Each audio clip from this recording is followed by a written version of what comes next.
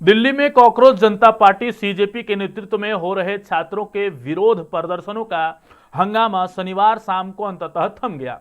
जंतर मंतर से प्रदर्शनकारियों के हटने की प्रक्रिया शुरू हो गई है।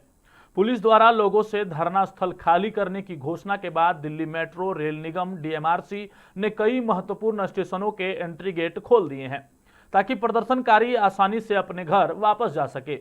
वहीं सीजेपी की ओर से धरना समाप्ति की घोषणा कर दी गई है। नमस्कार, मैं हूं प्रभात और आप देख रहे हैं मिरर मीडिया।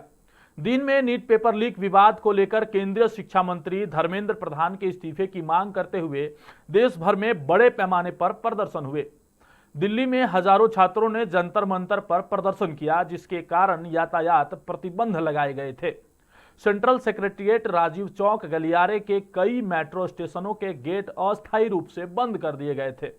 हालांकि केंद्रीय शिक्षा मंत्री के इस्तीफे के बाद अब स्थिति नियंत्रण में आई और पुलिस ने प्रदर्शनकारियों से शांति बनाए रखते हुए व्यवस्थित तरीके से क्षेत्र खाली करने की अपील की। मेट्रो सेवाएं जो विरोध के चरम समय पर आंशिक रूप से प्रभावित हुई थी, अब बहाल कर दी गई है। प्रदर्शन स्थल से निकलने वाले लोगों के लिए निःशुल्क यात्रा की सुविधा भी दी जा रही है। कॉकरोच जनता पार्टी और सरकार के बीच तीसरे दौर की बैठक में भाजपा के केंद्रीय मंत्री जेपी नड्डा और जितेंद्र सिंह मौजूद रहे। दोनों पक्षों के बीच सीजेपी द्वारा उठाए गए 5 मांगों पर चर्चा हुई और सभी मांगों को सरकार ने मान भी लिया। वहीं सौरभ दास ने प्रेस कॉन्फ्रेंस में यह भी ऐलान किया कि अब जंतर मंतर पर चल रहा प्रदर्शन तत्काल प्रभाव से खत्म हो रहा है।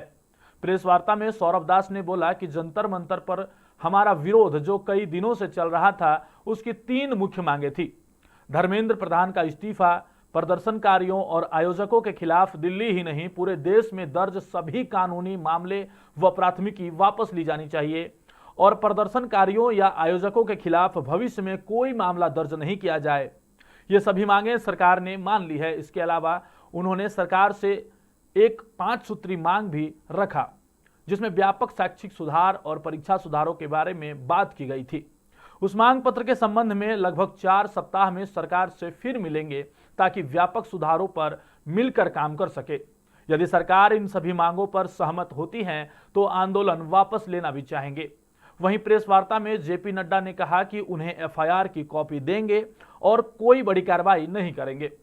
दूसरी बात, मुआवजे के बारे में उन्होंने साफ कहा कि उन्हें भी सहानुभूति है। नियम और कानून के हिसाब से मुआवजा होगा, जो भी ज्यादा से ज्यादा हो सकेगा उन्हें दिया जाएगा। कुल मिलाकर चल रहे आंदोलन का फिलहाल विराम हो गया है, लेकिन अब देखना होगा कि छात्रों के भविष्य को लेकर सरकार कितनी ठोस पहल करती है ताकि आने वाले प्रतियोगी परीक्षाओं में पेपर लीक जैसी घटना की पुनरावृत्ति पर रोक लगाई जा सके।